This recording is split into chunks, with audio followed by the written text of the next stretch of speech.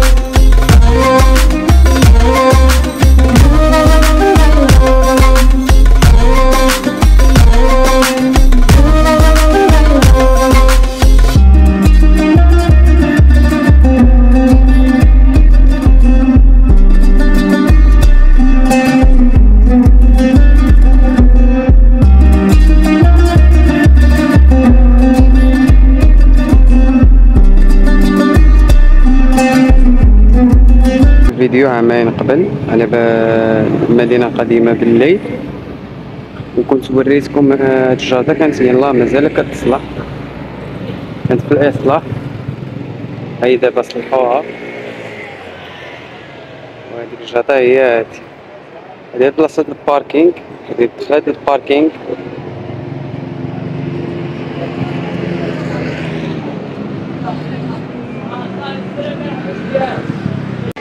سلام خوتي، أخيرا وصلنا لباب وجود. هادي هي باب وجود. باب وجود هو واحد من الأبواب المعروفة في فاس، كيعتبر مدخل مهم للمدينة القديمة. كيتميز بالنقوش والزخارف التقليدية، وكيعكس الهندسة المعمارية الإسلامية. راجع للقرن الثالث عشر على يد إدريس الثاني. كان بوابة رئيسية للتجار والزوار أيضا، كيمثل رمز من رموز المدينة، وكيجمع الناس والزوار أيضا. وإلا كنتي غادي لفاس ما تنساش تزور باب وجدود. The Blue Gate, la Puerta Sur, la Porte Bleue. وغادي نمشيو وغادي نكتشفوا واحد الريستوران اللي كنت خدام فيها ديجا. تما غادي نشوفوا صحابي. ها هي اولد ميل الريستوران، غنمشيو نكتشفوا.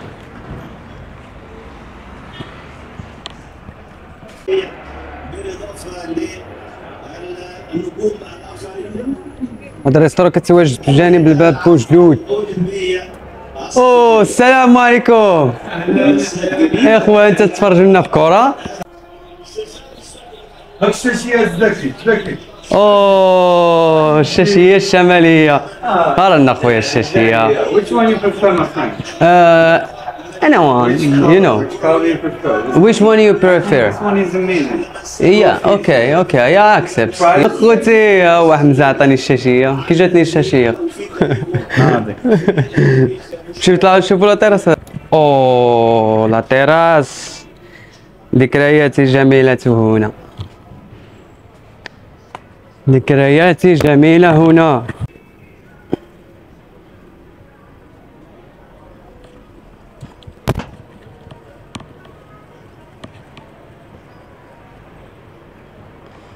اللي بغا يجي لهذا الريستو، هذا الريستو سميتها اولد ميل.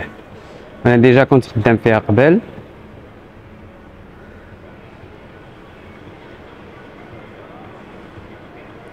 اوه احسن جليسة هي الجليسة هنايا.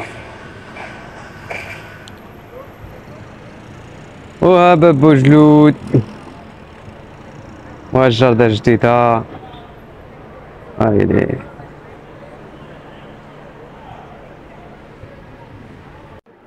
ودابا من بعد ما شفنا باب وجدود ودزت نزور صحابي، غادي نمشيو نكملو الجولة ديالنا لأحد أشهر المعالم التاريخية في فاس، وهي المدرسة البوانانية.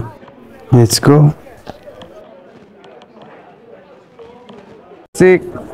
كاين جوج طرقان من بعد الباب بوجود. كاين الطريق ديال الطالعه الصغيره واللي هي هذه، كاينه الطريق الاخرى ديال الطالعه الكبيره واللي هي غنمشيو عليها، هي هذه.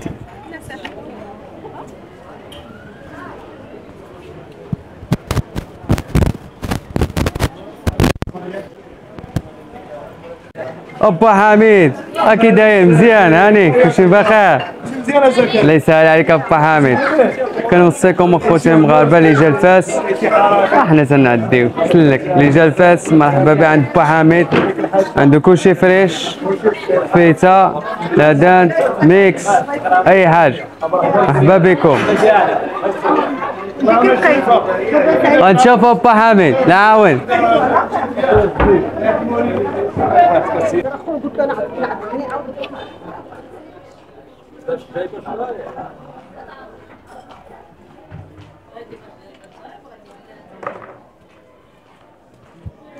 السلام عليكم حاج العاون، كيف بقيتي؟ مزيان الحاج؟ المهم اللي بغى الحيمه مرحبا به عند الحاج معروف. الله يعاونك الحاج.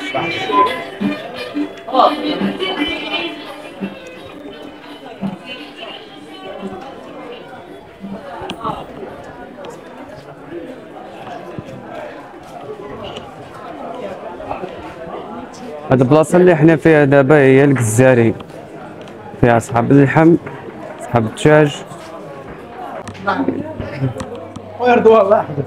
وصلنا للمدرسة بوعنينية وغادي ندخلو لها لداخل ان شاء الله، غادي نكتشفو مجموعة. السلام عليكم، كيف بقيتي؟ مزيان؟ تحية للأخ ديالنا. الله يحفظك، شكرا. الله في امان الله. أخيرا دخلنا للمدرسة بوعنينية كتشوفو معنا. اجي نعاود لكم على المدرسة البوانانية. هاد المدرسة راه معلمة عمرانية رائعة، بناها السلطان المريني أبو عينان في القرن 14، وكانت مدرسة قرآنية وجامعة في نفس الوقت.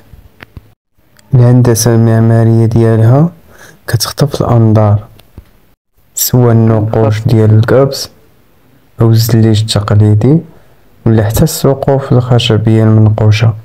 بوعنينية كتعتبر رمز من رموز الحضارة الإسلامية العريقة، تاريخها كيحكي على القرون الوسطى.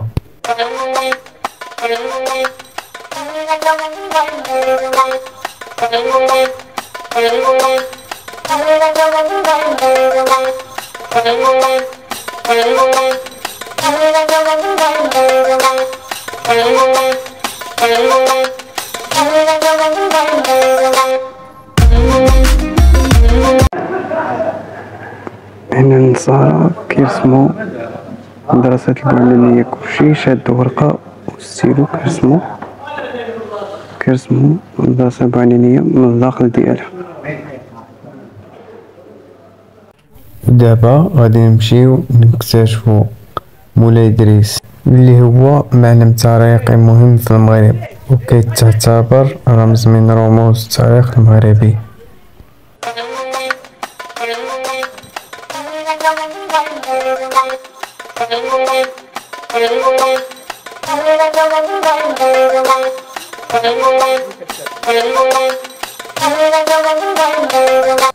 نستكشفوا شنو في هذا المحل بعدا. خوتي كاين الزيوت، الاعشاب، العطور، الكريمات، المهم حاجات قليليه، الحنه ديال اليد. غادي ندخلو ونكتشفوا المحل من داخل شنو فيه. السلام عليكم خيتي، لاباس؟ مزيان؟ هانيه؟ كلشي بخير؟ عافاك، بغيتكي شنو تقدري تقولي للناس بالنسبه لهذا المحل هذا؟ شنو المنتوجات اللي عندكم؟ المحل ديالنا عنده جميع الاشياء الطبيعيه، مثلا بحال صابون بلدي طبيعي، لي ماسك، لي غوماج، كريمات.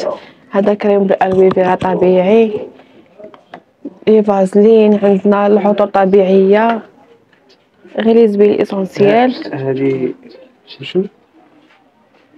الله، ديال العيالات ديال البنات؟ بجوج بيهم، جالو عيالات. كاين العكار الفاسي الحر ها هو، كاين نيلة، كاين سبيسيس، شابوان طبيعي، ماسك لأرقان الشعر، مع ورد مكتر، مع زهر.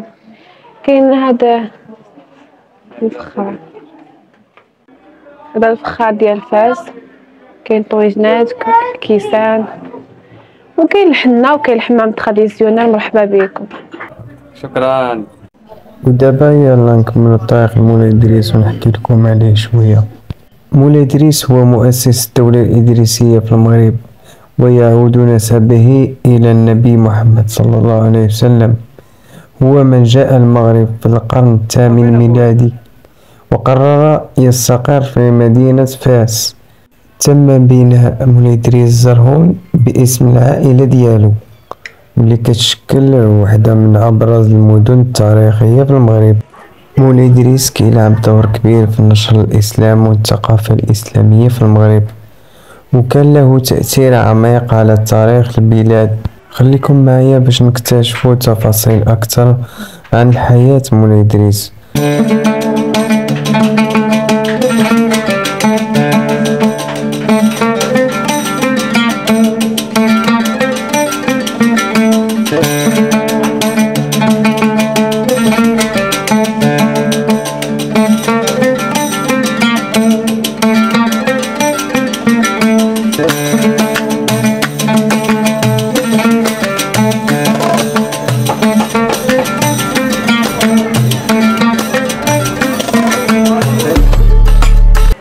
سقايت الشرابليين.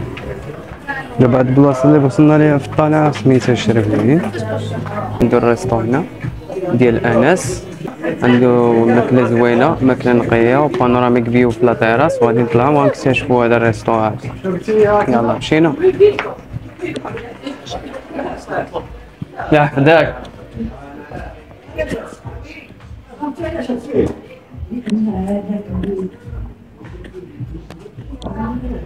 هو الفيرو ديال دخلو.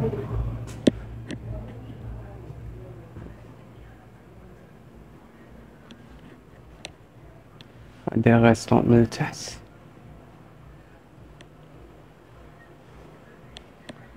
غادي نطلعو لاطيراس.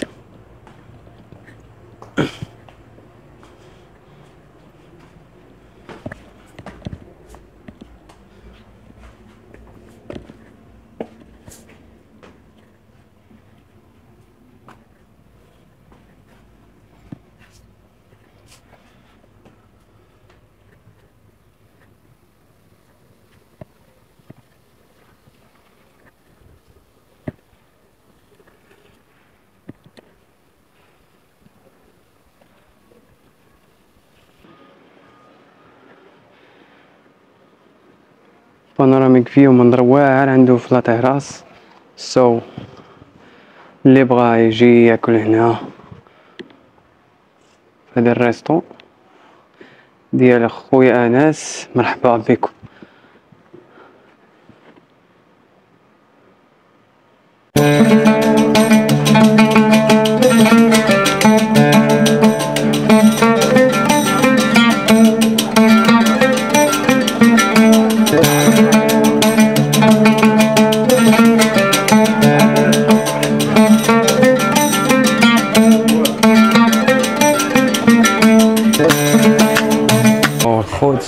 احنا في طريقنا لمولاي إدريس.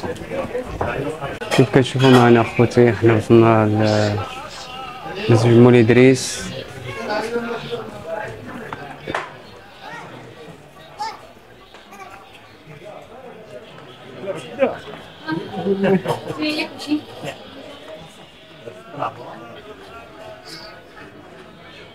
هذا طور سولو واحد السيد على عاودنا على مولاي إدريس. السلام عليكم عمو، كيفاش؟ مزيان؟ هاني بخير. عافاك، بغيت نسولك. نعم. تعاود لي على ضريح مولاي إدريس. ضريح مولاي إدريس هذا الابن ديال مولاي إدريس الأكبر اللي في الزهر. هذا علاش علاش سموه ضريح ديال الملك إدريس، لان هذا كان من الشرفاء الاداريس. هاد الأداريس. الملك الثاني في المغرب. الملك الثاني. الملك إدريس. كنشوف في الانترنت، مثلا في السيرش في الانترنت باش تقرا على مولاي إدريس، كيقول لك بلي انه بارت من العائله ديال محمد صلى الله عليه وسلم. بالفعل. يا ولد عمو ولا من الابناء ديال البنت ديالو ديال لاله فاطمه. من ابناء لاله فاطمه الرسول عليه الصلاه والسلام. عليه الصلاه والسلام. البنت الوحيده اللي بقات هي مرات علي ابي طالب. الحسين والحسين من النبي. لا حدك، شكرا بزاف، شكرا. نجا هو لهنا وفتح المغرب في الاسلام، ما كانش الاسلام، كان غير السكان البربر. سكان البربر. قبائل البربريه. واستقبلوه وبايعوه وداروه ملك عليهم وزوجوه بنتهم كنزة البربريه. كنزة البربريه. كنزة البربريه هي اللي ولدت هذا الولد هذا، ولكن هو كان وقع له مشكل قبل مع هارون الرشيد في العراق. شكرا. 11 عام استوى هذا الملك هنا، وكان من الاولياء الصالحين قد طقس. لا حفظك اخويا، وشكرا بزاف على لي زانفورماسيون. تزور تتبرك هذا. شكرا. تاخذ البركه من هنا، التجاره راك ضروري هذه. التجاره علاش كان هكا على حسب الناس اللي التقاليد لا يسهل عليك. شكرا بزاف، سمح لنا. تحياتي. هذا هو ضريح مولاي إدريس، الداخل ديالو.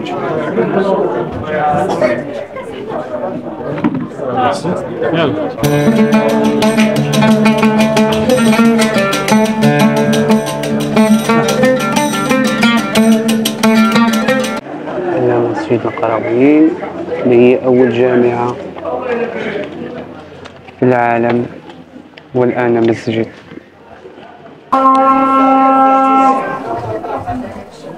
حي على الصلاة. حي على الصلاة. حي على الصلاة. حي على الفلاح. حي على الفلاح. واخيرا خوتي حنا دخلنا الجامع الداخل، دابا وقت صلاة العصر. باش كنقولوا فاس حكم العالم، ماشي فاس حكم العالم بالاجرام وبالسيوفه والجناوه، لا، فاس حكم العالم بالثقافه اللي فيها والتراث اللي فيها والعلم اللي كان فيها. هذا الجامع العظيم تأسس في القرن التاسع ميلادي، وتعتبر جامعة القرويين أقدم جامعة في العالم اللي مازال خدامة حتى اليوم. القرويين ماشي غير جامعة الصلاة، راه مركز علمي كبير وتخرجوا منه بزاف ديال العلماء والمفكرين اللي اثروا في الحضاره الاسلاميه والعلم. قرويين تأسست في سنة 859 ميلادية، وهذا الشيء على يد فاطمة الفهرية اللي كانت بنت واحد تاجر معروف من مدينة القيروان. مع مرور السنين الجامعة توسع بزاف وساهموا بزاف من السلاطين والملوك في تطويره وبناوه بطريقة كتهدر جمال الهندسة الإسلامية. من أشهر مراحل كان في عهد المرابطين زادوا عليه وتوسعوا فيه. ودابا يلا نشوفوا الصفارين. خير انا خوتي وصلنا الصفارين، بانوراميك فيو.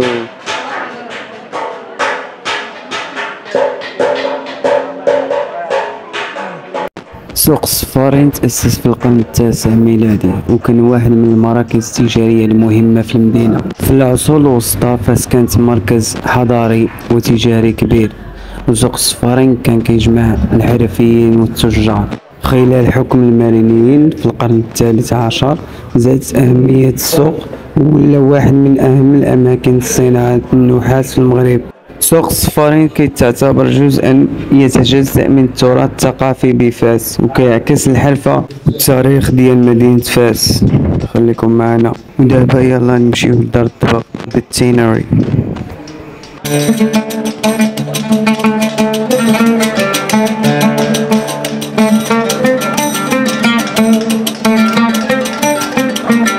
سؤال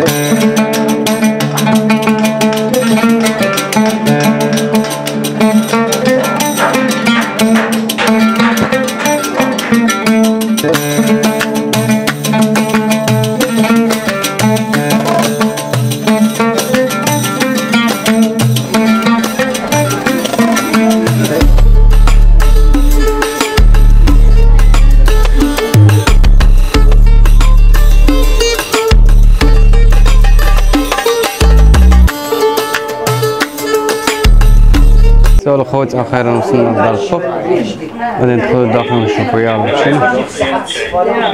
دار الطب فاس هي واحد من المعالم الشهيرة وكتمثل التراث الحرفي للمدينة.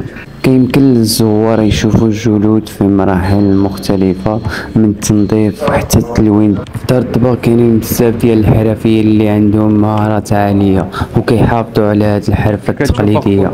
إلا كنتي غادي تزور دار الطباق غادي تكون تجربة غنية بالثقافة والتاريخ. غادي نحاولوا نطلعوا للفوق باش نشوفوا مزيان. ليتس جو، نطلعوا للفوق.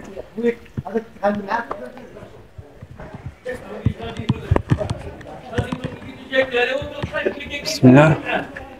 شوية عليك سعد، شوية عليك في الدرج، عندك زلق. أوه. السلام عليكم. سلام. مولا عاون. الله يرحمه ويديم. شوفوا معانا.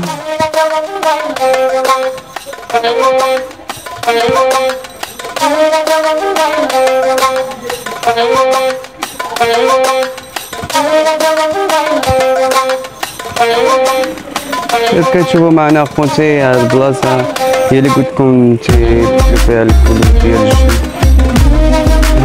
سكيلز ديال الماعيز، ديال البقر، الخروف.